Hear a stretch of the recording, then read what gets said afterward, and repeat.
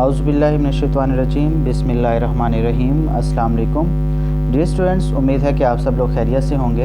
आज की इस वीडियो में हम नहायत ही अहम तरीन क्वेश्चंस को डिस्कस करेंगे कि कौन कौन से ऐसे क्वेश्चंस हैं जो कि कम्युनिकेशन एंड प्रेजेंटेशन स्किल्स में अहमियत के हामिल हैं और बार बार पेपर्स में आ जाते हैं। ये शॉर्ट क्वेश्चंस के तौर पर भी, MCQs के तौर पर भी और लॉन्ग क्वेश्चन के तौर पर भी अहम तरीन वीडियो होगी। काइंडली इसको एंड तक ज़रूर देखिएगा और वीडियोस को लाइक ज़रूर किया करें, क्योंकि व्यूवर्स बहुत ज़्यादा होते हैं लेकिन वीडियोस को आप लोग लाइक नहीं करते, तो काइंडली लाइक जो है वो ज़रूर कर दिया करें। तो सबसे पहले हम कंटेंट लिस्ट को देखते हैं कि आज की इस वीडियो में हम कौन कौन से टॉपिक्स को डिस्कस करने वाले हैं। तो सबसे पहले हम पर्पज़ ऑफ कम्युनिकेशन को डिस्कस करेंगे कि क्या पर्पज़ होता है कम्युनिकेशन का। इसके बाद हम कैरेक्टरिस्टिक्स ऑफ कम्युनिकेशन देखेंगे कि कम्युनिकेशन में कौन कौन सी कैरेक्टरिस्टिक्स होती हैं। कंपोनेंट्स ऑफ कम्युनिकेशन, कौन कौन से ऐसे कंपोनेंट्स होते हैं जिनकी कम्युनिकेशन में अशद ज़रूरत होती है। इसके बाद फंक्शन ऑफ कम्युनिकेशन, कम्युनिकेशन का फंक्शन क्या होता है। एसेंशियल्स ऑफ कम्युनिकेशन, कौन से ऐसी ज़रूरी लवाजमात होती हैं, कौन से ऐसे ज़रूरी टॉपिक्स होते हैं या पॉइंट्स होते हैं जिन्हें हमने माइंड में रखना होता है कम्युनिकेशन करते वक्त। वो कौन कौन से ऐसे एसेंशियल्स हैं जो कि कम्युनिकेशन में यूज़ किए जाते हैं। इसके साथ साथ द फंडामेंटल्स ऑफ कम्युनिकेशन, कौन कौन सी ऐसी बेसिस हैं जो कि कम्युनिकेशन में अहमियत की हामिल हैं। इसके साथ साथ हम few barriers of communication and other barriers of communication को डिस्कस करेंगे कि कौन कौन सी ऐसी हर्डल्स आते हैं जो कि कम्युनिकेशन में आ जाते हैं और हम इनको कैसे रिमूव कर सकते हैं। Guidelines for effective communication, effective communication के लिए आपको रहनुमाई फराहम की जाएगी कि आपकी कम्युनिकेशन कैसे इफ़ेक्टिव हो सकती है। इसके बाद हम इम्पोर्टेंट शॉर्ट क्वेश्चंस और फिर लॉन्ग क्वेश्चंस की तरफ जाएंगे। तो याद रखिए कि ये जो कम्युनिकेशन से रिलेटेड है ये इंटरलिंक्ड है आपका प्रेजेंटेशन से भी, क्योंकि प्रेजेंटेशन स्किल्स के साथ साथ आपको कम्युनिकेशन स्किल्स जब आपकी इम्प्रूव होंगी तो ये दोनों चीज़ें आपस में एक दूसरे को हेल्प आउट करेंगी। तो अगर आप ये अच्छे से याद कर लेंगे तो इसी को ही आप इम्प्लीमेंट कर देंगे अपनी प्रेजेंटेशन स्किल्स में। तो इस तरह से आपके ये डबल टॉपिक्स जो हैं वो कवर हो जाएंगे। तो चलते हैं सबसे पहले पर्पज़ ऑफ कम्युनिकेशन की तरफ कि पर्पज़ होता क्या है। अब इसमें हमारे पास दो टाइप्स होती हैं।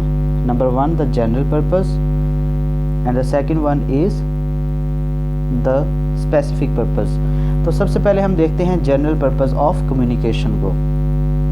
The general purpose of a communication is to inform, pursue or entertain an audience. All communications will fall into one of these three categories. Usually, if one is required to give a message to a class, the sender will tell the audience the general purpose of communication. It is the listener's responsibility to find the specific purpose of communication.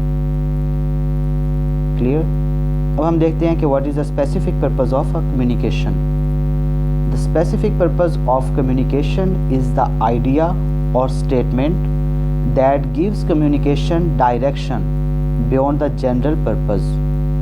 The specific purpose will answer one of the following questions depending upon the general purpose. Number 1, what are you informing the audience of? What are you trying to pursue the audience to do? How are you entertaining your audience? What is your focus?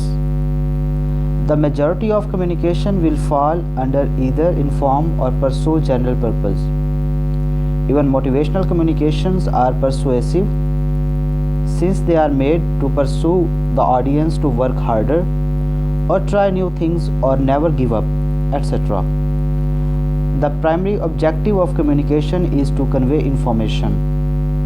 It also delivers instructions, policies, procedures and decisions. So the listeners will hear, read, understand what is said. It reacts as intended by the sender of communication. Communication का बुनियादी मकसद मालूमात पहुंचाना होता है। ये हिदायत, पॉलिसियाँ, तरीक़ेकार और फैसले भी फराहम करता है। तो सुनने वाले, पढ़ने वाले और समझने में क्या क्या कहा जाता है, कम्युनिकेशन भेजने वाले के इरादे के मुताबिक ये रद्द अमल ज़ाहिर करता है। Other motivating goals or objectives of communication may be social interchange, personal advancement, and self-expressions. Other motivating goals or objectives of communication may be social interchange, personal advancement, and self-expressions. Communication in the organization has two purposes. अब किसी भी organisation में communication के दो purpose हो सकते हैं. Number 1, providing of information and understanding needed for group effort. Number 2, provision of attitudes need for motivation, cooperation, and job satisfaction. The first purpose assures the skill to work, while the second purpose assures the will to work. The two together will give us teamwork. अगर हम देखें तो हमारा जो general purpose है वो क्या है? इंफॉर्मेशन. नंबर 2, एटीट्यूड्स, आपका बिहेवियर. तो जब इन दोनों हम फैक्टर्स को, इन दोनों पर्पसेस को हम मिक्स करेंगे तो हमारे पास जो कम्युनिकेशन होगी वो इफ़ेक्टिव भी हो जाएगी और इजीली हम लोग अपनी कम्युनिकेशन को कर पाएंगे और इस तरह से जो हमारा पर्पस है वो भी गेन हो जाएगा. The two together will give us team work. Thus better communication gets better job performance and more work satisfaction. Knowledge of its effect is passed back to the sender in the form of feedback. और and पे हमारे पास क्या आएगा? जब हम information को पास कर देंगे रिसीवर तक, हमारा जो इंफॉर्मेशन है वो पहुंच चुकी है और पहुंचने के बाद उसको समझ आ गई है, तो एंड पे क्या होगा कि हमें फीडबैक मिलेगा रिसीवर की तरफ से. Motivation and direction both depend on effective communication. अगर आप किसी को मोटिवेट करना चाहते हैं या आप किसी को डायरेक्शंस देना चाहते हैं, मीन्स कि अपनी हिदायत देना चाहते हैं, तो उसके लिए आपकी कम्युनिकेशन को इफ़ेक्टिव होना बहुत ज़्यादा ज़रूरी है. Every aspect of management requires good communication. As the transfer of information, communication must be understandable to the receiver. ये सबसे अहम नुक्ता है कम्युनिकेशन में कि आप जिस इंफॉर्मेशन को ट्रांसफ़र करने जा रहे हैं उस कम्युनिकेशन की समझ रिसीवर को आनी चाहिए, उस वर्डिंग की समझ रिसीवर को आनी चाहिए.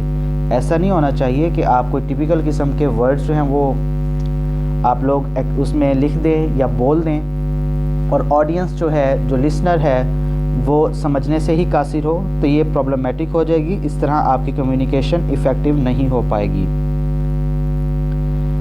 अब अगर हम इस सारी बात का खुलासा करना चाहें, it is the sum of all the things one person does when he wants to create understanding in the mind of another. Communication क्या है? पर्पस ऑफ कम्युनिकेशन क्या है? सिर्फ एक ही मकसद होता है कि आपके माइंड में जो भी बात चल रही है, अगर आप किसी के साथ शेयर करना चाहते हैं तो सेंडर जो है वो रिसीवर तक इंफॉर्मेशन पास आउट करेगा, रिसीवर उस बात को समझेगा, समझने के बाद वो आपको कोई ना कोई फीडबैक देगा. ये हमारा पर्पस ऑफ कम्युनिकेशन होता है, जिसमें हमारे पास general and the specific purpose आ जाता है.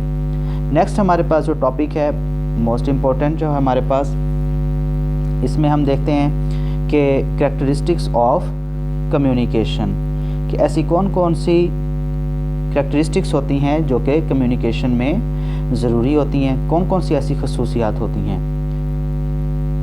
The characteristics of communication are as follows. Number 1, at least 2 persons. किसी भी कम्युनिकेशन के लिए 2 लोगों का होना ज़रूरी है. Number 1, sender and the second one is receiver. Communication involves at least 2 persons, the sender and the receiver. The sender sends the message and the receiver receives the message. There is an exchange of information between 2 or more persons. याद रखिए at least 2 persons है, ठीक है, 2 से ज़्यादा भी हो सकते हैं. तो किसी भी कम्युनिकेशन के लिए कम से कम 2 लोगों का शामिल होना ज़रूरी है. उसमें एक सेंडर होगा और एक रिसीवर होगा जिस तक ये इंफॉर्मेशन पास की जाएगी. अब जो सेंडर है वो मैसेज को सेंड करेगा और रिसीवर क्या करेगा? उस मैसेज को रिसीव करेगा. जो भी इंफॉर्मेशन सेंडर की तरफ से पास आउट की गई है उसको अंडरस्टैंड करेगा, उसके पर्पस को समझेगा और उसके बाद समझने के बाद वो एंड पे क्या करेगा, आपको फीडबैक देगा। तो हम ये कह सकते हैं कि there is an exchange of information between 2 or more persons, they are called the sender and the receiver. The second one is form two-way process. Communication is essentially two-way process. Communication दरअसल two-way process है. It does not merely mean sending and receiving messages. It is not complete unless and until the message has been understood by the receiver in the same sense.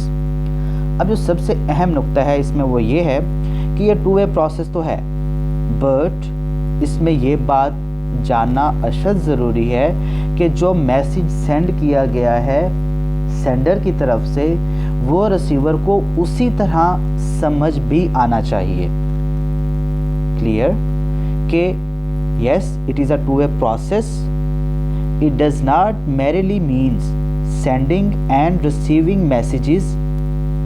It is not complete unless, ये उस वक्त तक complete नहीं होगा जब तक and until the message has been understood by the receiver in the same sense. Clear, I hope. इसके बाद हम देखते हैं कि जो नेक्स्ट हमारे पास पॉइंट है फॉर्म ऑफ कम्युनिकेशन।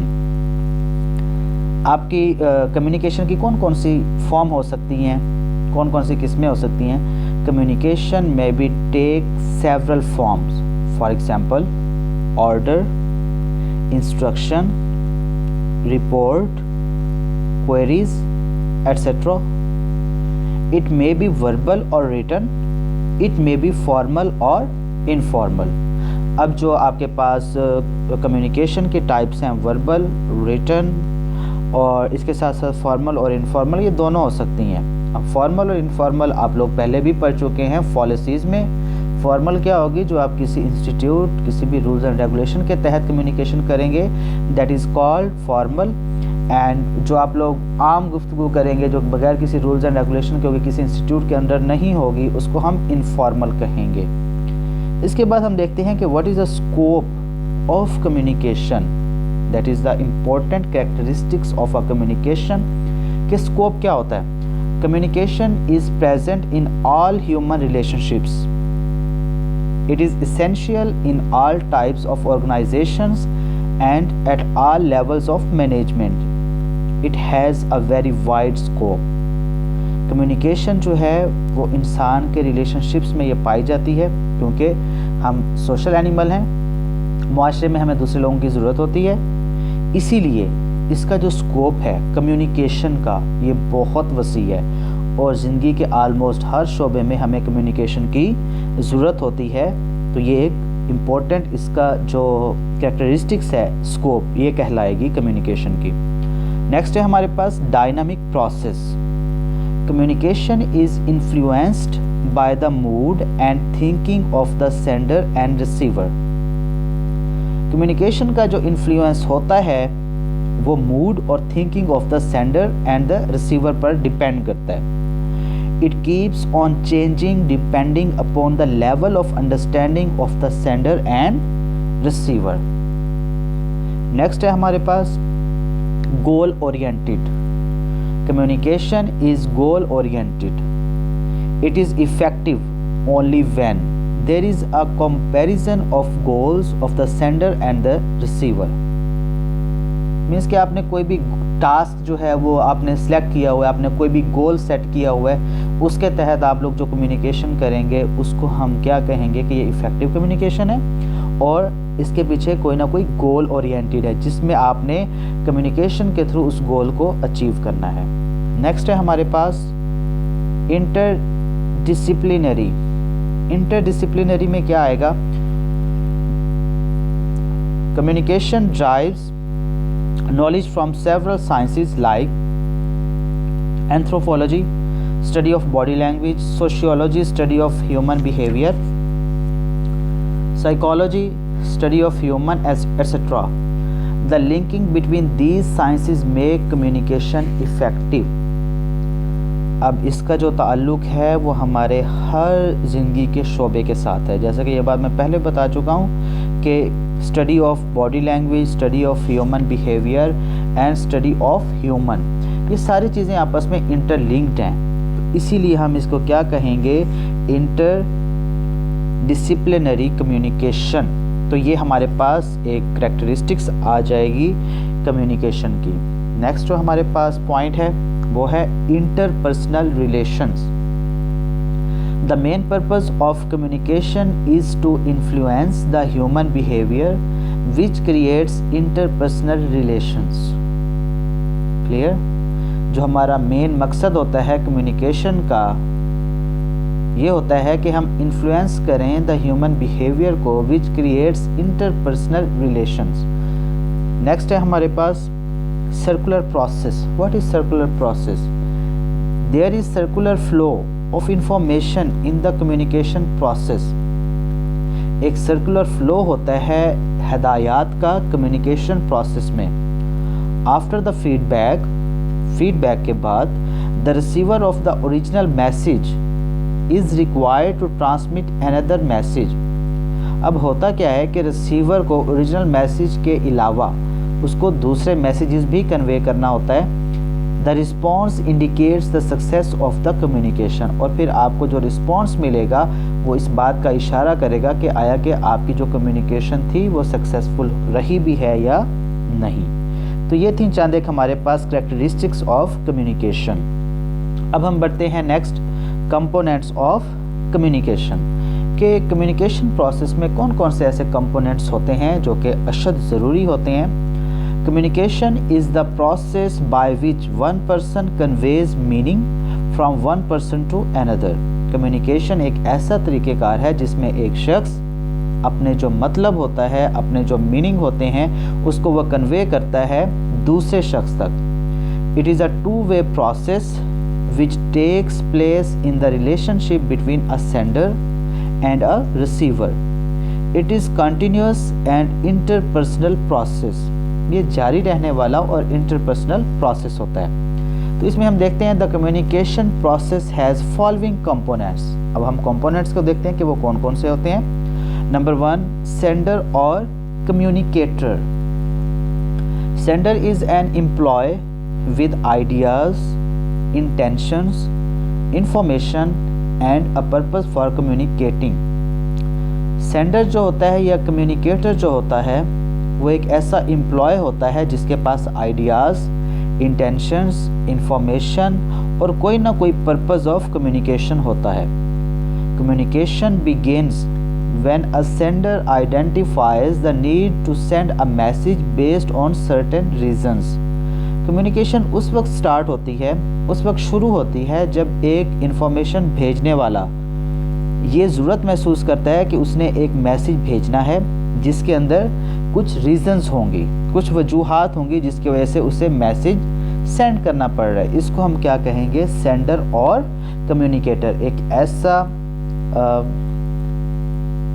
शख्स, एक ऐसा करैक्टर जो कि इंफॉर्मेशन को पास आउट करना चाहता है किसी ज़रूरी मकसद के तहत, इसको हम क्या कहेंगे, सेंडर और कम्युनिकेटर। नंबर 2, अब उसने कन्वे क्या करना है, एक मैसेज।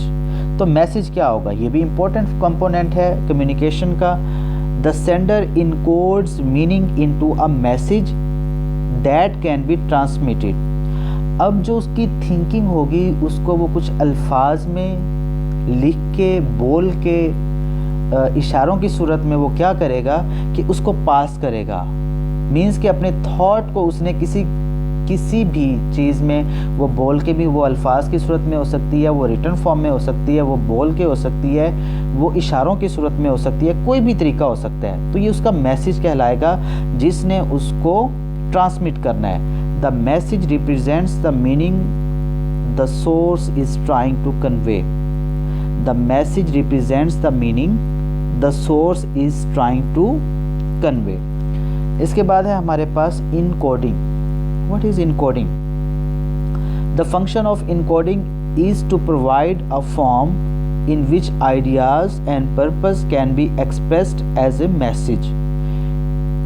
जो function of encoding है ये हमें मुहैया करता है एक ऐसी सूरत हाल जिसमें आइडियाज़ और पर्पस को किसी भी मैसेज के थ्रू एक्सप्रेस किया जाता है। That is called encoding.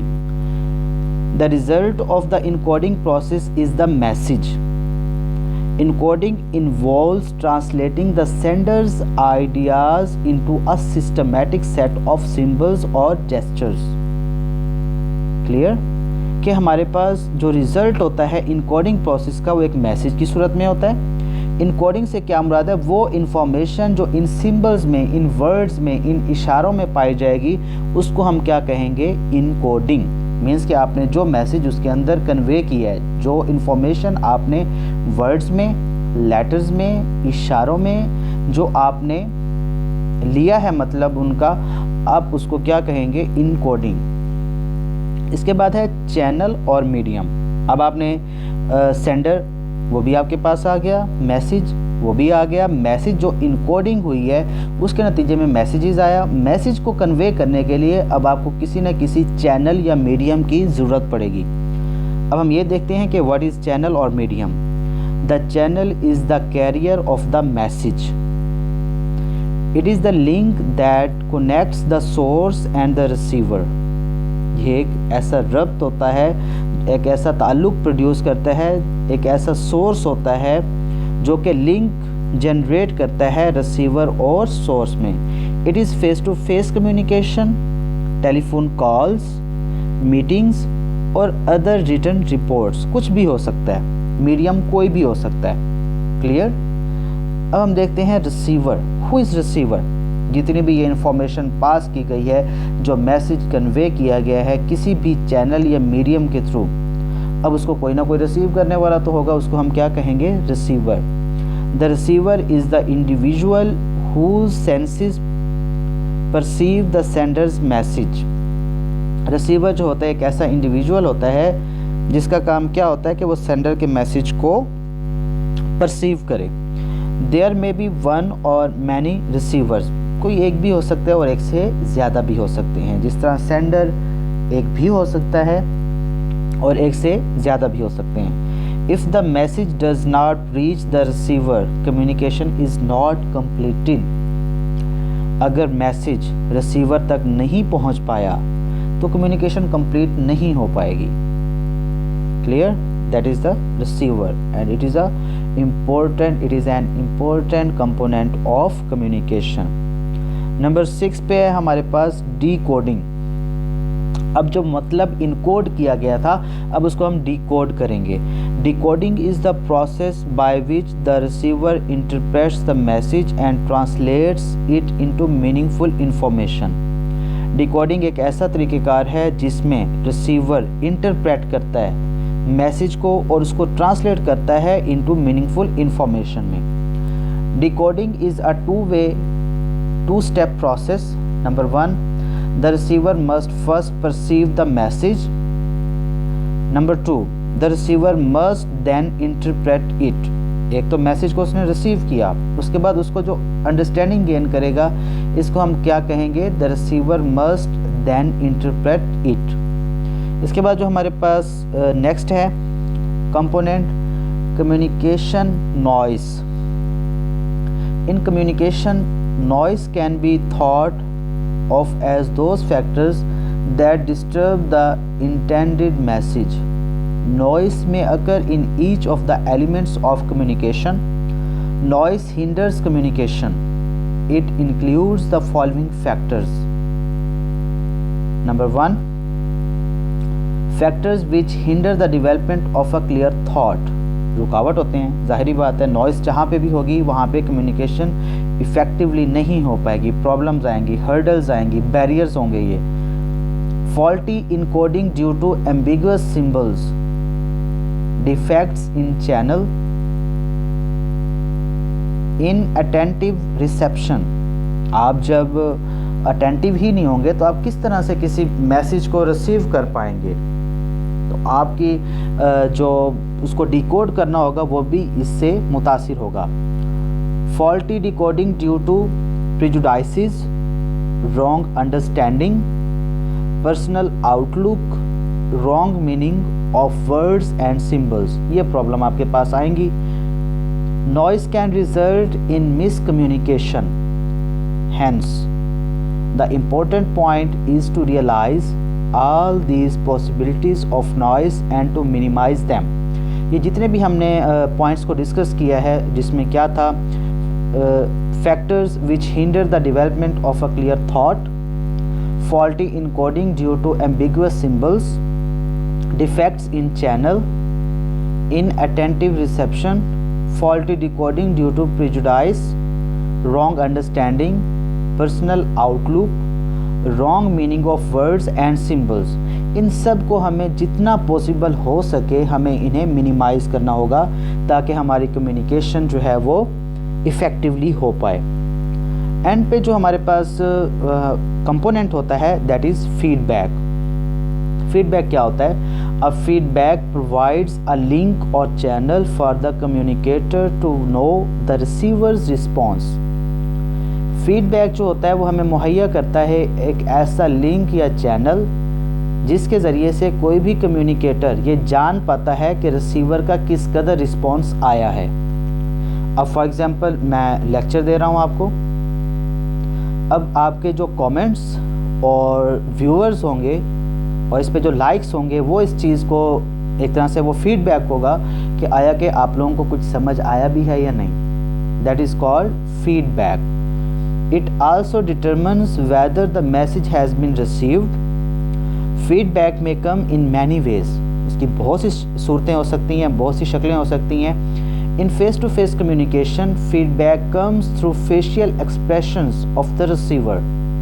अगर आप फेस टू फेस कम्युनिकेशन कर रहे हैं तो जो फीडबैक आएगा आपको पता चल जाएगा कि जो रिसीवर है उसका फेशियल एक्सप्रेशंस कैसे हैं, तासुरात कैसे हैं। Some indirect means of feedback are such factors as declines in productivity, poor quality of production, lack of coordination, etc.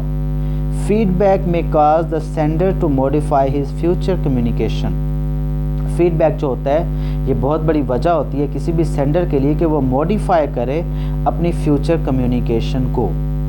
तो ये हमारे पास 8 कंपोनेंट्स थे कम्युनिकेशन के जो कि नहायत ही अहमियत के हामिल हैं। इनमें से कोई भी आप लोगों से MCQs की सूरत में, शॉर्ट क्वेश्चन की सूरत में पूछे जा सकते हैं, लॉन्ग क्वेश्चन के तौर पे भी इसको लिया जा सकता है। तो इनको आप अच्छे से तैयार कीजिए। अब जो नेक्स्ट हमारा टॉपिक है that is function of communication. There are various functions of communication like information, control, motivation and emotional expressions and interdependence. ये कुछ हमारे पास फंक्शन होते हैं, इनको हम वन बाय वन डिस्कस करते हैं। तो सबसे पहले हम देखते हैं कि जो पहला फंक्शन है हमारे पास कम्युनिकेशन का वो क्या है। Number 1, information. The first and foremost function of communication is to provide information. जो पहला फंक्शन होता है कम्युनिकेशन का वो ये होता है कि कोई भी मालूमात मुहैया की जाए। This function is performed in many ways. इसको डिफरेंट तरीक़ों के साथ कन्वे किया जा सकता है। Before providing or passing an information, one has to receive, collect or shift information from various sources, both external and internal, and through various media, verbal or non-verbally, body language or paralanguage, sign language or audio-visual aids, books, journals, newspapers, advertisements, etc. Advertisements, special articles, information talks play an important role in this regard. आप information को किस तरह से pass out करेंगे उसके लिए काफ़ी सारी चीज़ें बताई गई हैं, जिसमें क्या क्या है आप इसको किस तरह से कर सकते हैं। नंबर 1 कि आपके पास रिसीवर हो जो कि इंफॉर्मेशन को कलेक्ट करे और वो इन्फॉर्मेशन को शिफ्ट करे वेरियस सोर्सेज के थ्रू, जिसमें हमारे पास सोर्सेज जो होंगे वो एक्सटर्नली भी होंगे, इंटरनली भी होंगे। और इस इंफॉर्मेशन को हम लोग किस तरह से पास आउट करेंगे, वो एक मीडिया जो कि वर्बली भी हो सकता है और नॉन वर्बली, बॉडी लैंग्वेज को भी यूज़ किया जा सकता है या पैरा लैंग्वेज को भी यूज़ किया जा सकता है। इसके साथ साथ sign language, audio visual aids, books, journals, newspaper, advertisement, brochures वगैरह, आर्टिकल्स, या फिर बात के ज़रिए से भी, टॉक के ज़रिए से भी हम इसको पास आउट कर सकते हैं। तो जो पहला फंक्शन होगा हमारे पास कम्युनिकेशन का, वो होगा इंफॉर्मेशन को पास करना। Number 2, control. The next very important function of communication is to control member behaviour in several veg.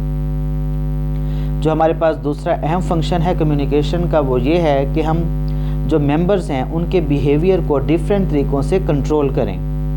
Every organisation has hierarchical system and informal guidelines that employees are supposed to follow।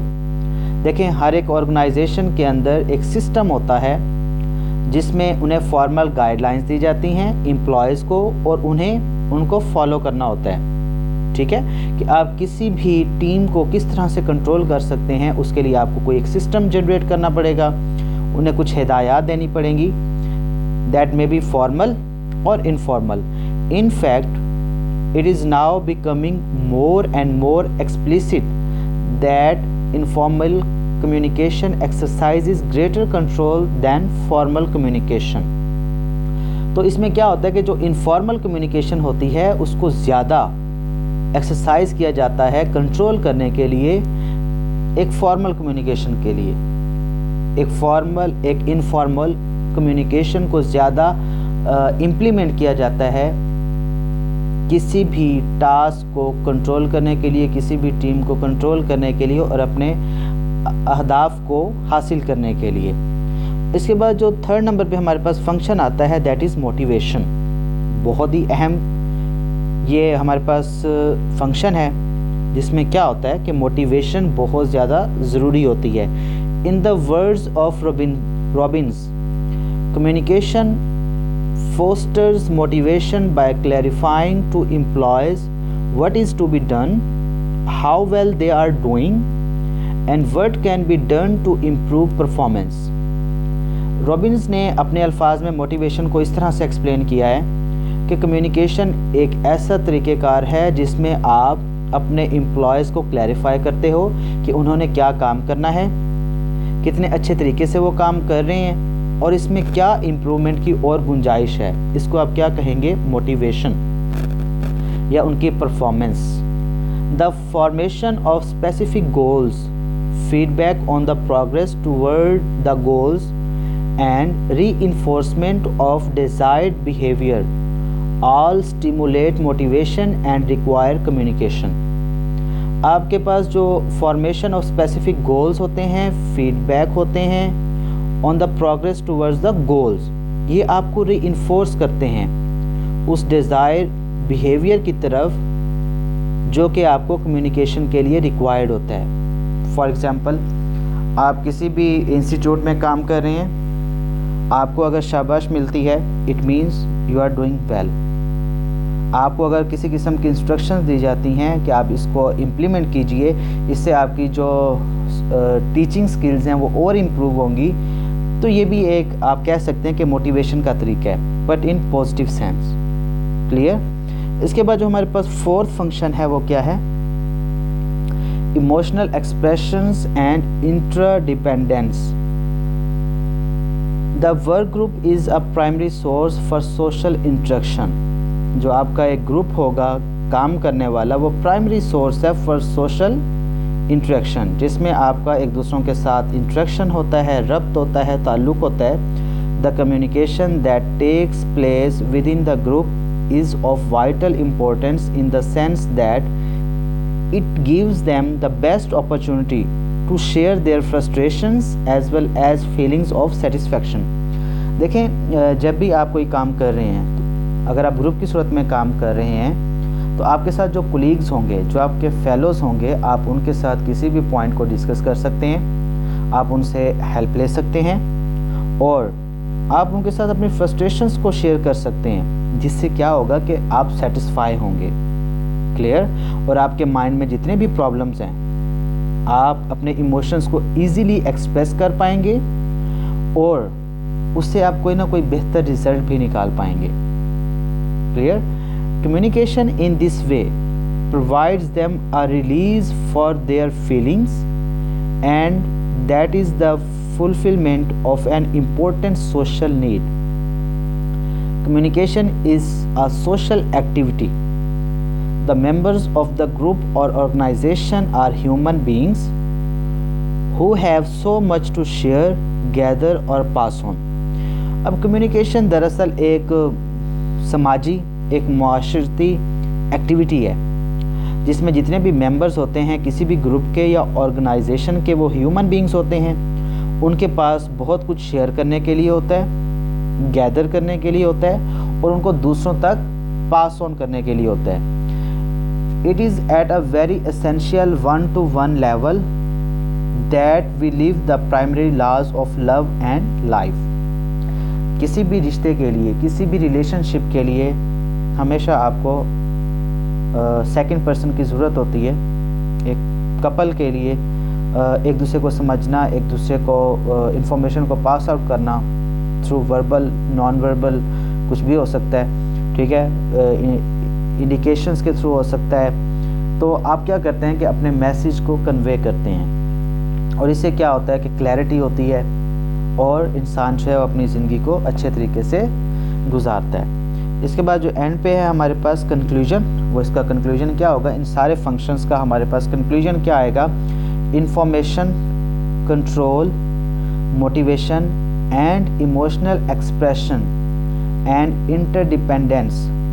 These are the 4 main functions of communication. All of them are equally important. कोई भी एक दूसरे से कम नहीं है, सबकी अहमियत अपनी अपनी जगह पे मौजूद है। क्लियर। कौन कौन से ऐसे फंक्शंस हैं हमारे पास कम्युनिकेशन में? Number 1 information, Number 2 control, Number 3 motivation, Number 4 emotional expressions and interdependence. These are the 4 main functions of communication. All of them are equally important. No one of them can be seen or understood in isolation from others. जाहिर बात है कि हम किसी एक को अगर हम डिस्कस करना शुरू कर दें और बाकियों को छोड़ दें तो हमारी जो पर्पस होगा, कम्युनिकेशन का जो फंक्शन होगा, वो पूरी तरह से इफ़ेक्टिव हो ही नहीं सकेगा। इट मीन्स कि इन चारों फंक्शंस की हमें ज़रूरत पड़ेगी और ये आपस में इंटरलिंक्ड हैं। Only a proper understanding of these basic functions of communication can make an organisation work effectively. इसके बाद जो हमारे पास नेक्स्ट टॉपिक है that is essentials of communication. कौन कौन सी ज़रूरतें होती हैं, कौन कौन सी बेसिक लवाजमात होती हैं कम्युनिकेशन के लिए, कौन कौन सी ज़रूरी चीज़ें होती हैं। In all types of communication the communicator must keep in view the following essential points. हर तरह की कम्युनिकेशन में एक कम्युनिकेटर को हमेशा अपने माइंड में ये कुछ एसेंशियल पॉइंट्स रखने चाहिए। ये इनको हम क्या कहेंगे, essential of communication. Number 1 clarity of thought. सबसे पहले आपको आपकी थॉट को क्लियर होना पड़ेगा कि आप कहना क्या चाहते हैं, आपका आइडिया क्या है। Clear. For good communication the idea to be transmitted must be absolutely clear in the mind of the communicator. जब भी आप अच्छी कम्युनिकेशन करना चाहते हैं तो उसके लिए किसी भी कम्युनिकेटर के माइंड को बिल्कुल क्लियर होना पड़ेगा कि वो क्या आइडिया ट्रांसमिट करने जा रहा है। The process of communication to be complete must spring out from a clear head. Communication उस वक्त कंप्लीट होती है जब हमारा जो पॉइंट ऑफ व्यू होता है, जो हमारी इन्फॉर्मेशन होती है, वो हमारे माइंड में क्लियर होती है कि हमने क्या इन्फॉर्मेशन को पास आउट करना है, तो फिर ही उसका कोई ना कोई हमारे पास रिजल्ट आता है। The academic level of the workers, their power of grasping things etcetera should also be taken into account. Otherwise the communication is likely to go waste. अगर हम एकेडमिक लेवल में अपने वर्कर्स जो हमारे पास हैं, उनकी जो पावर है, उनकी जो चीज़ें हैं, उनका जो पॉइंट ऑफ व्यूज़ हैं, उनको अगर हम अच्छे तरीके से कम्युनिकेट करेंगे, उनको अच्छे तरीके से अंडरस्टैंड करेंगे कि वो क्या कहना चाह रहे हैं, क्या उनका माइंड क्लियर है या नहीं है, या हमने उनको क्लियर इंस्ट्रक्शंस दी हैं या नहीं दी। अगर हमने उन्हें क्लियर इंस्ट्रक्शंस दी होंगी तो फिर ही हमें फ्रूटफुल रिज़ल्ट मिलेगा, अदरवाइज़ फ्रूटफुल रिज़ल्ट नहीं मिलेगा। इसके लिए क्लैरिटी ऑफ थॉट का होना बहुत अशद ज़रूरी है। It is specially essential for a country like Pakistan where the multiplicity of languages, the flow of the communication. It should always be remembered that employer communication should never be in abstract terms. अच्छा, जो हमारा मुल्क है पाकिस्तान, इसमें आपको पता है कि बहुत सारी लैंग्वेजेस हैं, मल्टीलिंगुअल एक हमारे पास ये सोसाइटी है जिसमें हर तरह की ज़बानें बोली जाती हैं, सिंधी, पश्तो, पंजाबी, सराइकी, उर्दू, बहुत सारी लैंग्वेजेस हैं जो कि हर कोई अपने अपने इलाकों के हिसाब से बोलता है। तो क्लैरिटी ऑफ थॉट का होना इन सब के लिए ज़रूरी है, ठीक है। इसमें किसी किस्म की एब्स्ट्रैक्ट्स नहीं होने चाहिए और कम्युनिकेशन जो भी हो उसमें क्लैरिटी ऑफ थॉट का होना अशद ज़रूरी है। नंबर 2 एसेंशियल ऑफ कम्युनिकेशन में जो हमारे पास है, attach importance to actions rather than words. आपका जो एक्शन हो वो इम्पोर्टेंस का हामिल होता है आपके अल्फाज से ज़्यादा। सिर्फ बोलने पे ही इक्तफ़ा नहीं करना चाहिए, आपके एक्शंस जो होते हैं उनका लाउडर होना भी बहुत ज़रूरी है। Clear? In all communications actions are more significant than words. हर तरह की कम्युनिकेशन में जो आपके एक्शंस होते हैं उनकी अहमियत बहुत ज़्यादा होती है वर्ड्स की निस्बत, अल्फाज की निस्बत। A departmental head who professes we feeling in words but always use I when it comes to taking the credit cannot succeed in establishing proper communication spirit। याद रखिए कि किसी भी डिपार्टमेंट का हेड है, जब वो वर्ड ये यूज़ करेगा कि हम सब ने अच्छे से मेहनत की है और हम कामयाब हुए हैं, तो ये एक तरह से मोटिवेशन भी हो जाएगी और ये उसका जो एक्शन है ये बाकियों के लिए इंटरेस्टिंग भी होगा और बाकियों को एक तरह से उनके अंदर स्पॉन्टेनियस एक अमल लेके आएगा, उस जिसको वो पुशअप करेगा कि भाई तुम भी इससे भी और अच्छा काम कर सकते हो, तुम्हारा जो काम है वो बहुत अच्छा है और भी बेहतर हो सकता है। ये एक पॉजिटिव साइन होगा। लेकिन अगर वो वर्ड आई यूज़ करता है कि मैंने मेहनत की है और सारा क्रेडिट जो है वो अपने ऊपर ले आएगा कि सारा कुछ जो भी हुआ है ये मेरी मेहनत की वजह से हुआ है, तो बाकी जो काम करने वाले हैं उनका स्पिरिट जो होगा वो मुतासिर होगा। He is bound to be misunderstood. Such examples can be multiplied in thousands and hence the golden rule that the actions take priority in all communications need always be remembered in practice। In examples जो हमारे पास thousands हैं, thousands of example हमारी society में मौजूद हैं, जिसमें एक ये रूल है कि एक्शंस जो होते हैं उनको प्रायोरिटी पे रखना चाहिए। फॉर एग्जांपल, क्लास में रूल्स एंड रेगुलेशन सेट हो जाते हैं लेकिन उसको इम्प्लीमेंट ही नहीं किया जाता, तो क्या वो इफ़ेक्टिव होंगे? नहीं होंगे ना। तो इसी तरह से आपकी कम्युनिकेशन आपके एक्शन से वो क्या होगी? इम्पोर्टेंट होगी और आपके एक्शंस आपके वर्ड से ज़्यादा अहमियत रखेंगे, तभी आपकी जो कम्युनिकेशन है वो इफ़ेक्टिव हो पाएगी।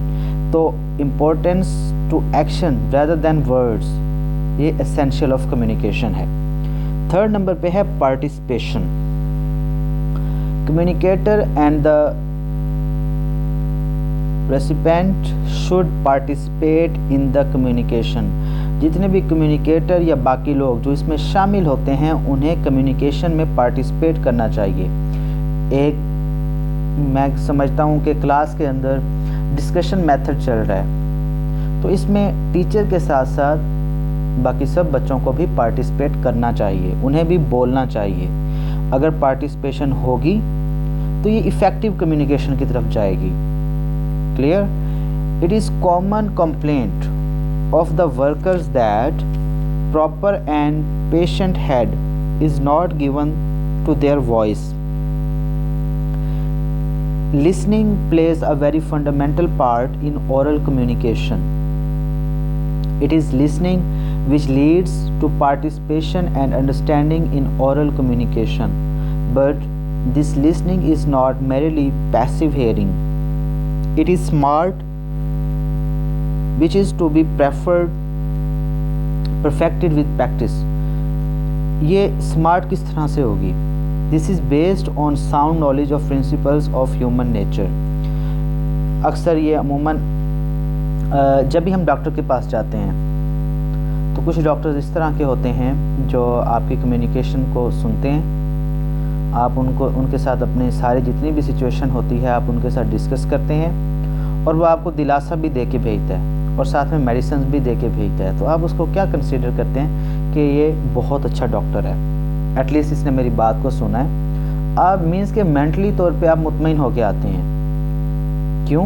क्योंकि उसने भी डिबेट में पार्टिसिपेट किया है और आपकी बात को उसने अहमियत दी है, आपकी बात को उसने सुना है। अब इसी तस्वीर का एक दूसरा रुख देखते हैं जिसमें आप किसी भी डॉक्टर के पास जाते हैं और वो आपकी एक नहीं सुनता और आगे से आपको ये कह देता है कि आपको ज़्यादा पता है मेरे से। तो वहीं पे आप खामोश हो जाएंगे और सेटिस्फाई नहीं हो पाएंगे आप कभी भी, और आप ये माइंड में रखेंगे कि ये तो निहायत ही कोई अजीब सा डॉक्टर है। और मेंटली तौर पे जब आप डिस्ट्रैक्ट हो गए तो इट मीन्स कि आपको वहाँ से कभी भी आप मेंटली तौर पे जब डिस्ट्रैक्ट हो चुके हैं तो शायद आपको वहाँ से शिफा भी ना मिले। इसी तरह आप डॉक्टर की जगह पे कोई भी और शोबा आप ले सकते हैं। तो इसके लिए जो है आपकी पार्टिसिपेशन जो होती है वो अशद ज़रूरत होती है। तो ये भी कम्युनिकेशन के एसेंशियल में शामिल है कि आपको पार्टिसिपेट करना पड़ेगा।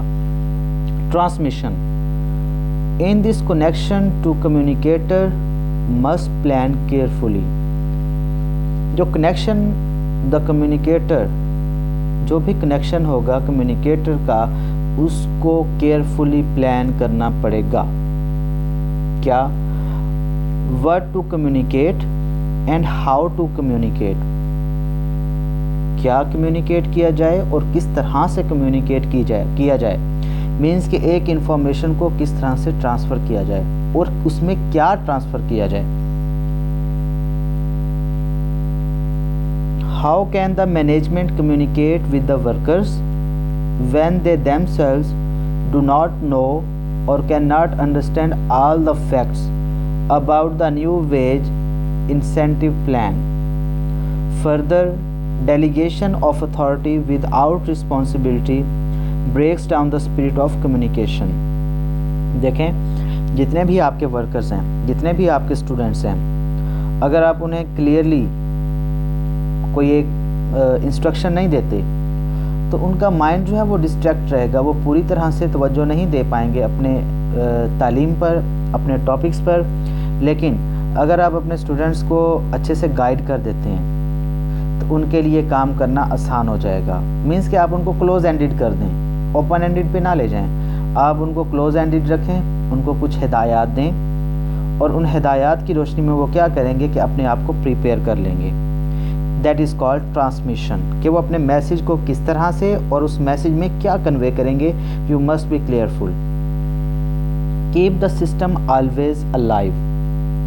The system of communication should be kept open and alive all the year round. It is only by honest attempts that good communication relations can be developed. देखें, जो आपका सिस्टम ऑफ कम्युनिकेशन है इसको हमेशा open और alive रखना चाहिए। आपको राउंड लेने चाहिए इसमें, आपको इसको हर टाइम अप टू डेट रखना चाहिए। उससे क्या होगा कि अगर आप अपने काम में सच्चे हैं, अगर अपने काम में ऑनेस्टी आप दिखा रहे हैं तो ये एक अच्छे रिलेशनशिप की तरफ आपको ले जाएगा और आप जितने भी क्लाइंट होंगे आप उनके साथ अच्छी तरह से डील कर रहे हैं तो ये आपकी पब्लिसिटी होगी, ये आपका फेम होगा और आप अपने काम में माहिर होते जाएंगे।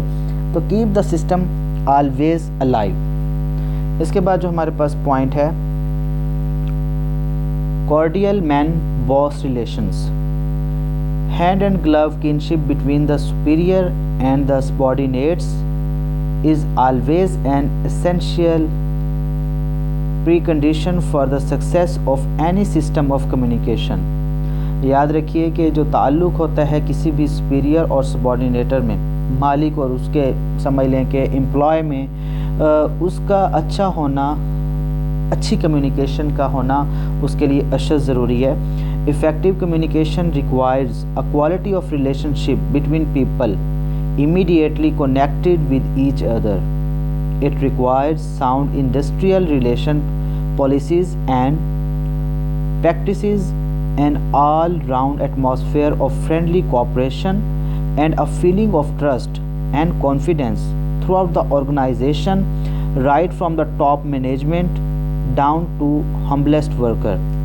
अब इसमें होना क्या चाहिए कि जो बॉस है उसका अपने एम्प्लॉयज़ के साथ एक ज़बरदस्त किस्म का बॉन्ड हो और उसका एम्प्लॉय बग़ैर किसी हेजिटेशन के अपनी हर बात अपने बॉस के साथ शेयर कर सके. ये तो हो गया मार्केटिंग के हवाले से. अब हम आते हैं क्लासरूम के हवाले से.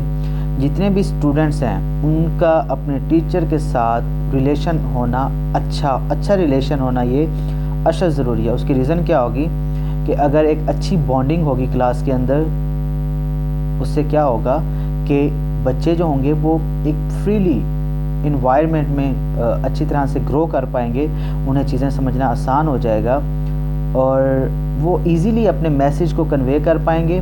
उससे क्लास का जो एटमॉस्फेयर होगा वो भी काफ़ी अच्छा डेवलप हो पाएगा. Clear? That is cordial man boss relations. इसके बाद जो हमारे पास है next topic, the fundamentals of communication. Communication के फंडामेंटल्स कौन कौन से हैं? Man is a social being.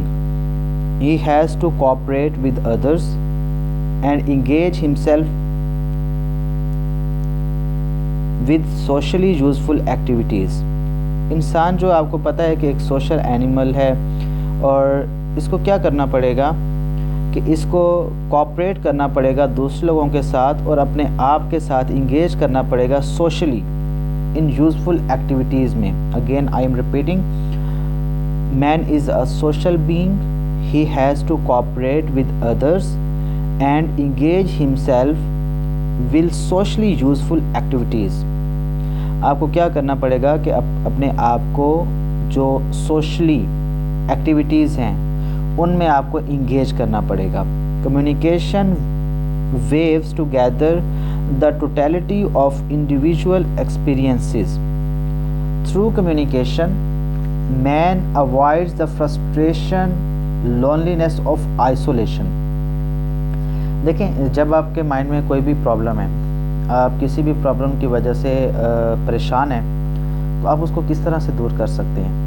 ज़ाहिर बात है कि आपका कोई भी फेलो हो, कोई भी फ्रेंड हो जिसके साथ आप शेयर करें और उससे क्या होगा कि एक मन का बोझ हल्का होगा और आपकी जो तन्हाई है, जो आपकी आइसोलेशन है, वो आपको फ्रस्ट्रेट करती है और उस फ्रस्ट्रेशन से बचने के लिए आपको कम्युनिकेशन करना पड़ेगी. In this way he finds a way to satisfying his needs and wants. और जब आप किसी के साथ डिस्कस करेंगे तो आपको ये भी मालूम हो जाएगा और आप सेटिस्फाई हो जाएंगे कि आपकी ज़रूरत क्या है और आप चाहते क्या हैं. It is usually a two-way process involving stimulus and response among organism. It is both reciprocal and alternating. याद रखिए कि ये टू-वे प्रोसेस होता है द फंडामेंटल ऑफ कम्युनिकेशन, जिसमें क्या होता है कि आप अपने आप को स्टिमुलेट भी करते हो और उसके नतीजे में आपको फीडबैक भी मिलता है, रिज़ल्ट भी मिलता है. तो इसमें सबसे पहले हम देखते हैं कि कौन सा इम्पोर्टेंट पॉइंट है. Communication is reciprocal. What does it mean? A constant reversal of rules takes place in communication. In a conversation the communicant becomes the communicator and the latter in turn becomes the communicant. Both are equally important. Clear? In a conversation the communicant becomes the communicator. जो communication करने वाला होता है वो बाज़-औक़ात communicant बनता है और बाद में वो क्या करता है कि कम्युनिकेटर भी बनता है। इन दोनों की जो अहमियत है वो बहुत ज़्यादा अहम है। Both are equally important. This raises of consideration the criteria for the success or effectiveness of communication. If the communicator is designed to instigate action, it is successful if the targets meet the purpose of communicator. If the latter seeks to transmit an experience or to share an idea, the communication may be considered successful. It is obvious that the criteria of success in the communication are fairly gross.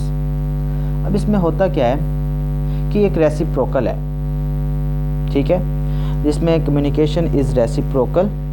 और इसमें क्या होता है कि आप इसमें changes आती हैं। वो चेंजेस क्या आती हैं कि एक टाइम में आप क्या कर रहे हैं, कम्युनिकेट कर रहे हैं, और सेकंड टाइम में आप क्या कर रहे हैं, आप उस कम्युनिकेशन को सुन रहे हैं। तो बाज़ औक़ात क्या होता है कि इंसान सुन रहा होता है, बाज़ औक़ात वो क्या कर रहा होता है कि उसी इंफॉर्मेशन को हासिल कर रहा होता है। तो ये आपस में आप इसको कह सकते हैं कि ये इंटरचेंजेबल है, एक्सचेंजेबल है और ट्विन है। आप इसको म्यूचुअल कह सकते हो, कंपेनियन कह सकते हो, कोऑर्डिनेट कह सकते हो, को रिलेशन कह सकते हो, डबल कह सकते हो, डुप्लीकेट कह सकते हो, फेलो कह सकते हो, चेंजेबल कह सकते हो, डिफरेंट वर्डिंग्स, मैचिंग आप कह सकते हो। ये इसका मतलब होता है कि एक्सचेंज या अल्टरनेट, ये बार बार चेंज होता है। कम्युनिकेशन जो होती है वो चेंज होती है। बाज़ जगह पे आप सुनने वाले हो जाते हो, बाज़ जगह पे आप बोलने वाले हो जाते हो, बाज़ जगह पे आप समझाने वाले हो जाते हो, बाज़ जगह पे आप समझने वाले हो जाते हो। तो ये हमारे पास कम्युनिकेशन जो है ये एक रेसिप्रोकल है, इंटरचेंजेबल है, एक्सचेंजेबल है, अल्टरनेटिव है। That is the first fundamental of communication. And the second one is communication and expression. The originator of a communication has a purpose in initiating the process। देखें, कोई भी जो originator होता है communication का, उसका कोई ना कोई पर्पस होता है किसी भी प्रोसेस को स्टार्ट करने का। The purpose may be varied of multiple but an intention of creating some sort of effect on another person or persons is always present. अब इसमें जो पर्पस होता है वो बाज़ औक़ात वैरी भी करता है, लेकिन जो आपकी इंटेंशन होती है वो इस चीज़ को क्रिएट करती है कि किस इफ़ेक्ट के साथ आप दूसरे शख्स के ऊपर अपने आप को प्रेजेंट कर रहे हो। वन में however witness the product of stimuli resembling communication, stimuli that lakhs the intention of communication. देखें, जब आप किसी के एक्सप्रेशंस को आप लोग नहीं समझ पा रहे तो वहाँ पे स्टिमुलाई जो होगा, स्टिमुलस जो होगा उसका वो वीक हो जाएगा। अगर आप वाह नहीं करेंगे तो फिर आप लोग क्या समझ रहे हैं कि आप लोग या तो सुनना नहीं चाह रहे उसको, या उसको आप रिस्पॉन्स नहीं देना चाह रहे। For example, professors in college classes sometimes give the impression that they are talking because of the need to talk rather than to communicate with their hearers. Exclamation of pain, posture attitudes, writings, paintings, musical composition, all these may be merely expressions of internal state. Clear? आप किसी भी college के professor हैं और आप class ले रहे हैं, आपका जो इम्प्रेशन है वो सिर्फ़ और सिर्फ यही है कि आपकी ज़रूरत है बोलना, इसके अलावा आप कुछ भी ट्रांसमिट नहीं करना चाह रहे। तो क्या ये यूज़फुल होगा? क्या आपका ये एक्सप्रेशन लिसनर्स के लिए इफ़ेक्टिव होगा? कभी भी नहीं। ठीक है। Some points of effective communication अब हम देखते हैं कि वो क्या क्या हो सकते हैं। It must be clear in purpose and intention. आपका जो पर्पस और इंटेंशन है वो बिल्कुल क्लियर होना चाहिए। It must be lucid and should be based on felt need. आपको पता होना चाहिए कि इस टाइम जो आप बात करने जा रहे हैं क्या उसकी ज़रूरत है भी सही या नहीं। The communicator should build a proper relationship to the communicate to communicate his feelings. Communicator को हमेशा एक प्रॉपर रिलेशनशिप बिल्ड करना चाहिए ताकि आपकी जो कम्युनिकेशन की फीलिंग्स हैं उसको भी समझा जाए। The communicator should help the communicate to listen, to participate and to cooperate, and language must be understandable. सबसे इम्पोर्टेंट फैक्टर यही होता है कि लैंग्वेज जो होती है वो अंडरस्टैंडेबल नहीं होती। तो ये थे हमारे पास the fundamentals of communication.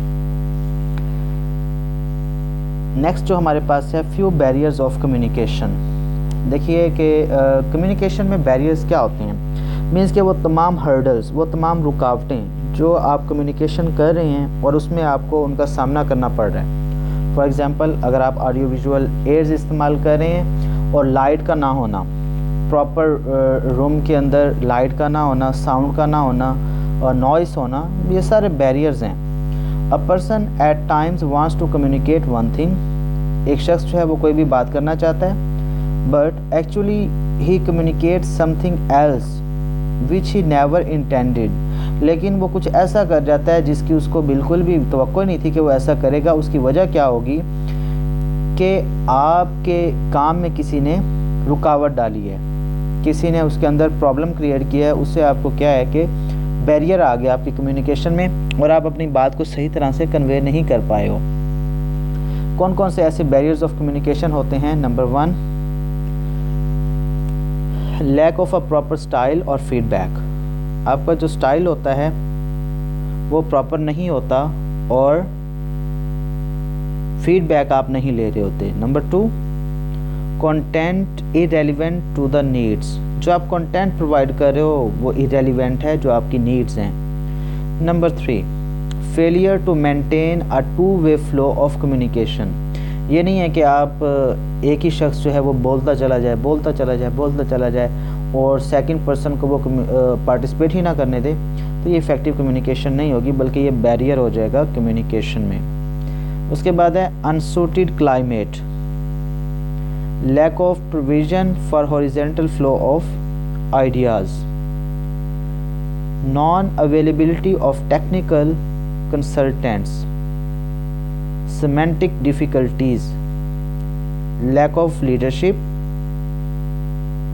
lack of motivation, lack of support from the heads of institutions। तो ये हमारे पास few barriers होते हैं। अब नेक्स्ट हम चलते हैं जिसमें हम other barriers of communication को डिस्कस करेंगे, जिसमें सबसे पहले है lack of planning। Good communication seldom happens by chance। Too often people start talking and writing without first thinking। बहुत सारे ऐसे लोग होते हैं जो बगैर सोचे समझे ही बोलना और लिखना और सोचना स्टार्ट कर देते हैं। They don't have planning and the purpose of message। उनके पास अपने मैसेज का कोई भी मकसद या कोई भी प्रॉपर प्लानिंग नहीं होती। Furthermore, इसके अलावा मज़ीद इसके the personality and attributes of the person who is receiving the message also matters. अब ये भी ज़ाहिरी सी बात है कि आप जिस शख्स तक मैसेज कन्वे करना चाह रहे हैं, आपको उसकी पर्सनैलिटी का, उसकी समझने का और उसके माइंडसेट का आपको ख्याल रखना पड़ेगा। लेकिन अगर आप बिना सोचे समझे कुछ भी ऐसे ही आलतू फालतू बोल देंगे, it will be problematic for you and for him also। Clear? इसके बाद है he must confirm that what causes no matter how nicely the message has been delivered। और आप जब ये कंफर्म नहीं करेंगे कि आपका मैसेज सही तरह से डिलीवर हुआ भी है या नहीं, तो ये भी लैक ऑफ प्लानिंग है। The receiver should be intelligent enough to read it correctly. सबसे पहले आपको लैक ऑफ प्लानिंग जो है ये आपका बैरियर होगा। आपको सबसे पहले अपनी प्लानिंग करना पड़ेगी। अगर आपके पास किसी किस्म की प्लानिंग नहीं है, for example if you want to go in northern areas, आप जाना चाहते हैं, आप कहते हैं चलें जी 4 लोग हैं और हमने चलना है, कल निकलना है, लेकिन आपके पास किसी किस्म की कोई प्लानिंग नहीं है कि हमने किस रूट से जाना है, कितने दिन हमने इस इलाके में स्टे करना है, उसके लिए हम लोगों ने कितनी प्लानिंग करनी है। अगर तो आप लोगों ने प्लानिंग कर ली तो आपका ट्रिप बड़ा ही ज़बरदस्त आउटस्टैंडिंग किस्म का हो जाएगा। अगर आपके पास प्लानिंग नहीं है तो याद रखिए कि आप बोरियत से अलावा आप और कुछ भी नहीं हासिल कर सकेंगे ऑलमोस्ट। ये हो सकता है, बाकी हर किसी की अपनी मर्जी। Number 2, ambiguity. एम्बिग्विटी क्या होता है? Clearly language and linguistic ability may act as a barrier to communication. If the message sent is not clear and is ambiguous then it may act as a barrier. अगर ambiguity है, कहीं पे भी problem है, चीज़ समझ नहीं आ रही, double minded है और उसमें क्लैरिटी नहीं है, तो ये भी एक हर्डल होगा, ये भी एक बैरियर होगा कम्युनिकेशन में। Number 3, false assumptions. जब भी आपने गलत मफरूज़े कायम किए तो ये चीज़ भी आपको कम्युनिकेशन के बैरियर्स में ले जाएगी। Whenever message is sent, it should be checked that there are no assumptions. If something is required from the receivers, and then it should be mentioned in the message. For example, a customer may send a note stating that he will visit a vendor's plant. Then he may assume that the vendor will meet him at the airport. Such assumptions create confusion.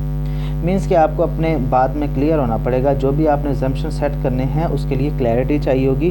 अगर आपने गलत मफरूज़ा कायम कर लिया, गलत फ़र्ज़ कर लिया, तो फिर आपको प्रॉब्लम्स का सामना करना पड़ेगा और ये भी एक हर्डल होता है कम्युनिकेशन में। नंबर 4 पे है डिस्टोर्शंस।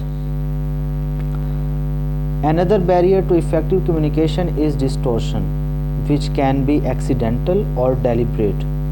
ये हादसातन तौर पर भी हो सकती है और जानबूझ के भी हो सकती है।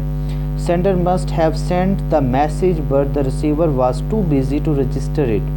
सेंडर ने तो अपना काम कर दिया, अपने मैसेज को सेंड कर दिया, लेकिन रिसीवर जो था वो बिज़ी था और उसने उसको हासिल ही नहीं किया, उसको देखा ही नहीं है मैसेज को, तो ये भी डिस्टॉर्शन हो जाएगी। Thus on the sender's end message has been sent but actually receiver has not taken a note of it. फिर ये प्रॉब्लमेटिक होगा, ये भी बैरियर होगा कि आपने एक मैसेज कन्वे किया है, जिस तक आपने कन्वे किया है उसने इस मैसेज को देखा ही नहीं है, तो फिर आपको प्रॉब्लम हो सकती है। ओके, नेक्स्ट है हमारे पास 5th नंबर पर implied meaning. Sometimes the message may not be clear and straight forward, thus the message does not give true idea. अगर आपका मैसेज क्लियर डबल माइंडेड होगा, डबल मीनिंग होगा, तो कभी भी आप लोग अपने मैसेज को कन्वे सही तरीके से नहीं कर पाएंगे और ये भी एक बैरियर कहलाएगा। Passing judgments. Sometimes the message gives a judgment against the receiver which acts as a barrier to communication. अब बाज़ औक़ात क्या होता है कि मैसेज के अंदर ही जजमेंट जो होती हैं वो उल्ट दे दी जाती हैं, जिससे रिसीवर जो एक्ट करता है वो एक बैरियर बन जाता है कम्युनिकेशन में। Lack of trust. अगर आपका ट्रस्ट नहीं है, if the sender and the receiver do not trust each other, then the communication may lose its true meaning. अगर दो लोग आपस में बातें कर रहे हैं और उनको आपस में ट्रस्ट ही नहीं है, तो ये भी उनकी कम्युनिकेशन में एक बैरियर होगा। वो सुन तो लेंगे अपनी सारी चीज़ों को, but it will be problematic. Next जो हमारे पास most important topic, guidelines for effective communication, जिसे हम 7 C's भी बोलते हैं, लेकिन ये 7 C's नहीं है। मैंने इसके अंदर कुछ और भी पॉइंट्स को इंक्लूड किया है, but it will be useful for you people. If we have a good understanding of the process of communication and its problems and barriers, then it should not be difficult to make our communication effective. It must, however, be made clear that ideal communication is rarely achieved. Given below are some guidelines that must help us communicate effectively. Number 1, clarity of purpose. इसको हम पहले ही discuss कर चुके हैं कि हमारा जो भी मकसद हो उसमें हमें क्लियर होना पड़ेगा। Common set of symbols. The encoding and decoding of the message should be done with symbols that are familiar to the sender and the receiver. अब आपने जो मैसेज कन्वे किया है जिस भी लैंग्वेज में, जिस भी वर्डिंग में, उसका जानना रिसीवर के लिए भी और सेंडर के लिए भी अशद ज़रूरी है ताकि मैसेज इफ़ेक्टिवली कन्वे हो पाए। तो आपको common set of symbol use करना पड़ेगा। Focus the needs of the receiver, आपको रिसीवर की ज़रूरतों पर भी नज़र रखनी है। ये नहीं कि जिस चीज़ की उसे ज़रूरत है आप उस तक डिलीवर ही ना करें और अपनी मनमानी करते चले जाएं, तो ये इफ़ेक्टिव कम्युनिकेशन तो नहीं होगी। तो फॉर एग्ज़ाम्पल किसी भी रिलेशनशिप में अब जो कपल है उसे इस चीज़ की ज़रूरत होती है कि एक्सचेंज किया जाए आइडियाज़ को, ठीक है।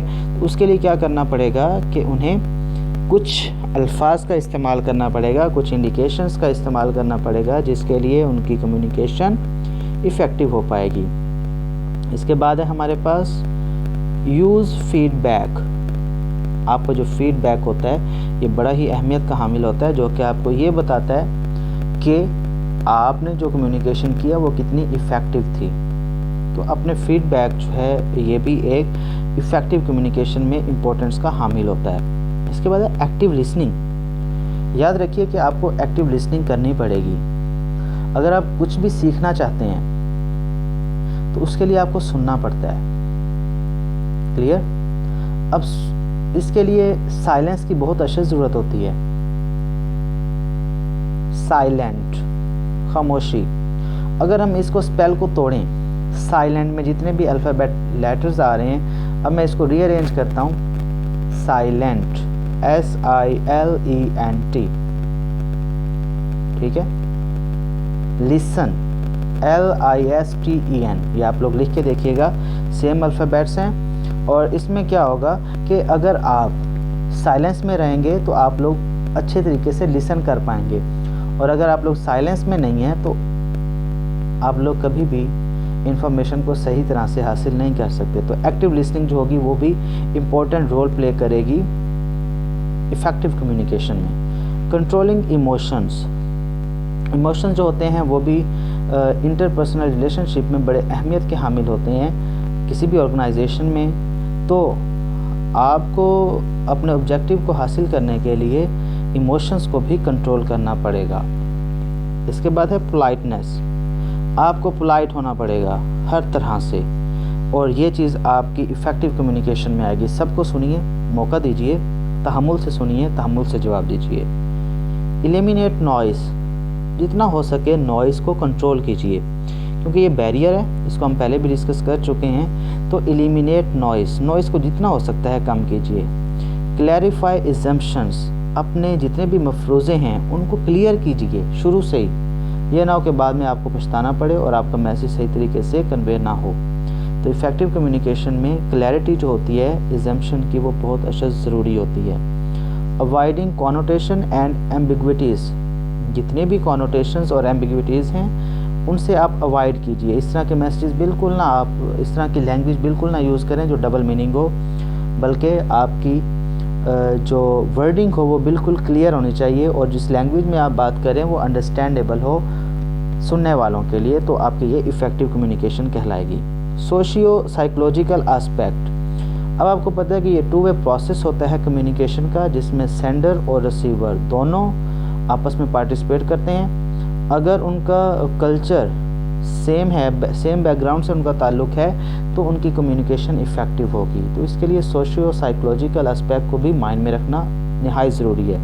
कंप्लीटनेस। आपका मैसेज बिल्कुल कंप्लीट होना चाहिए हर हवाले से। जो भी आप बात करना चाह रहे हैं, जो भी आप थॉट प्रोड्यूस करना चाह रहे हैं, इट मस्ट बी कंप्लीट। उसके बाद है conciseness. Completeness does not mean inclusion of unnecessary details or diversions. An effective communication is concise and crisp. The sender should be clear-headed and properly focused in his vision. इसके बाद जो सबसे अहम और last point है हमारे पास, proper use of body language. याद रखिए कि हमारे कम्युनिकेशन में जितने भी रिसर्चेज़ हैं वो हमें ये कहती हैं कि 70 से 80% जो है वो आप लोग कौन सी लैंग्वेज यूज़ करते हैं, दैट इज़ बॉडी लैंग्वेज, जिसमें आपके फेशियल एक्सप्रेशंस, आपका आई कांटेक्ट, आपकी लिपसिंग, आपके मूवमेंट बॉडी की, आइज़ की, हैंड्स की, आपकी बॉडी की मूवमेंट्स आलमोस्ट सारी इसमें आ जाएंगी। तो निहायत ही अहमियत की हामिल होती हैं। और जो हम वर्बली कम्युनिकेशन करते हैं या रिटन कम्युनिकेशन करते हैं, दैट इज़ ओनली 32 20 to 30% ही हम लोग यूज़ करते हैं, और जो हमारी नॉन वर्बल कम्युनिकेशन है वो हम ऑलमोस्ट 70 से 80% तक यूज़ करते हैं। तो याद रखिए ये हमारे पास चंद एक गाइडलाइंस थी इफ़ेक्टिव कम्युनिकेशन की। अब एंड पे मैं आप लोगों से ये शेयर करना चाहूँगा कि ये जितने भी हमने पढ़े हैं, अब अगर मैं जस्ट कम्युनिकेशन की जगह पे वर्ड में पुट करता हूँ presentation, guidelines for effective presentation, तो ऑलमोस्ट आपके ये सारे क्वेश्चंस हल हो जाएंगे। जहाँ जहाँ पे हमने वर्ड कम्युनिकेशन को पुट किया है वहाँ पे आप प्रेजेंटेशन का वर्ड लगाइए, तो आपका प्रेजेंटेशन के टॉपिक्स जो हैं वो भी कवर हो जाएंगे। एंड पे जो है आप लोगों से एक ही गुजारिश है कि काइंडली वीडियोस को ज़रूर लाइक किया कीजिए और शेयर भी किया करें, और अगर कोई भी क्वेश्चन आपके माइंड में है तो काइंडली नीचे आप अपने मैसेज को सेंड कर सकते हैं। कोई भी आपकी क्वेरीज़ हैं तो आप कमेंट सेक्शन के अंदर वो पूछ सकते हैं। अब हम चलते हैं अपने इम्पोर्टेंट शॉर्ट क्वेश्चंस की तरफ। इसमें कौन कौन से ऐसे इंपॉर्टेंट शॉर्ट क्वेश्चंस थे जो कि हमने डिस्कस किए हैं। Number 1, what are the major functions of communication. Major functions कौन कौन से होते हैं कम्युनिकेशन के। Communication serves 4 major functions with in a group और organisation: control, motivation, emotional expression and information. Communication acts to control member behavior in several ways। आप इसको बढ़ा भी सकते हैं, डिफरेंट बुक्स पर डिफरेंट नोट्स में इसको बयान किया गया होगा। तो यहाँ पे जो मकसद है वो सिर्फ आप लोगों को क्वेश्चंस बताना है, आप लोग खुद से भी इसको कर सकते हैं। क्वेश्चन नंबर 2 है, what are the 7 principles of communication. Communication के जो 7 प्रिंसिपल 7 C's हैं वो कौन कौन से हैं। In part 1 we will be about the 7 C's that are communication principles. They are clarity, correctness, completeness, conciseness, concreteness, coherence and courtesy। ये हमारे पास 7 C's हैं, 7 principles हैं जिन्हें हम इस्तेमाल करते हैं कम्युनिकेशन में। अच्छा, ये अब यहाँ पर फर्स्ट लाइन में in part 1 we will be about 7 C's, यहाँ पे CS है, ये C's SES ये गलत है, यहाँ पे इसको आप सेट कर लीजिएगा। इसके बाद जो थर्ड क्वेश्चन है हमारे पास, that is what is the main goal of communication. जो हमारा मेन गोल होता है कम्युनिकेशन का वो क्या होता है।